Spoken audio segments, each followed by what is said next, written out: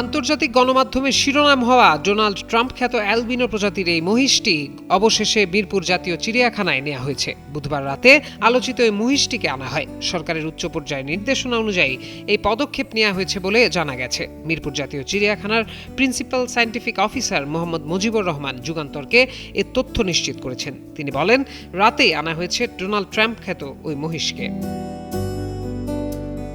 এদিকে রাতেই চিড়িয়াখানা পরিদর্শন করেছেন মৎস্য ও প্রাণী সম্পদ প্রতিমন্ত্রী সুলতান সালাহ উদ্দিন টুকু। তিনি রাত 11টা পর্যন্ত সেখানে অবস্থান করেন।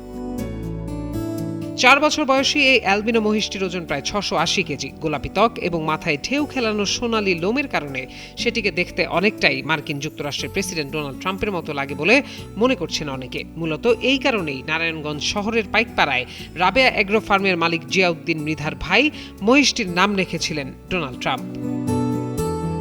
জাতীয় চিড়িয়াখানার কিউরেটর ডাক্তার মোহাম্মদ আতিকুর রহমান জানিয়েছেন, আলোড়ন সৃষ্টি করা এই মহিষটিকে এখানে বড় শেডে রাখা হচ্ছে। কি হয়েছে? মিনিস্টার ফ্রিজ কিনে হাম্বা জিতেছে।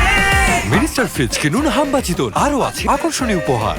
তবে তার আগে জীবাণুনাশক ছিটানো সহ সুরক্ষার স্বার্থে সেটিকে 2 সপ্তাহের জন্য কোয়ারেন্টিনে রাখা হবে এবং কোনো শারীরিক অসুস্থতা আছে কিনা তা পরীক্ষা করা হবে। মহিষটির এমন ব্যতিক্রমী রঙের বৈজ্ঞানিক কারণ ব্যাখ্যা করে আতিকুর রহমান বলেন, ইনব্রিডিং বা একই বংশের মধ্যে প্রজনন হলে এমনটি হওয়ার সম্ভাবনা থাকে। ত্বকে রঞ্জক পদার্থ মেলানিন কম থাকার কারণে মহিষ কালো না হয়ে সাদা বা গোলাপি রঙের হয়েছে। প্রতি 10,000 মহিষের মধ্যে মাত্র একটি এমন হতে পারে। এর আগে মহিষটির এই অদ্ভুত ও ব্যতিক্রমী চেহারার খবর বাংলাদেশের স্থানীয় গণমাধ্যমে প্রকাশের পর তা দ্রুত আন্তর্জাতিক সংবাদ মাধ্যমের নজরে আসে। ব্রিটিশ সংবাদ মাধ্যম দ্য টেলিগ্রাফ, দ্য ইন্ডিপেন্ডেন্ট এবং এএফপি ও রয়টার্স সহ বিশ্বের প্রধান গণমাধ্যমে এই মহিষটিকে নিয়ে বিশেষ প্রতিবেদন ও ভিডিও প্রকাশিত হয়। নারায়ণগঞ্জের খামার থেকে মহিষটি কিনেছিলেন কেরানীগঞ্জের বাসিন্দা মনিরুজ্জামান। গত সোমবার লাল গালিচা বিছিয়ে রঙিন ধোঁয়া উড়িয়ে এবং রাজকীয় সাজে মহিষটিকে বিদায় জানিয়ে কেরানীগঞ্জের বাড়িতে নিয়ে আসা হয়েছিল। এক পর্যায়ে সেই বিরল প্রজাতির অ্যালবিনো জাতের মহিষ ডোনাল্ড ট্রাম্পের কুরবানি স্থগিত করে বাংলাদেশ সরকার। মহিষের মালিককে সমপরিমাণ টাকা দেওয়া হয় সরকারের তরফ থেকে।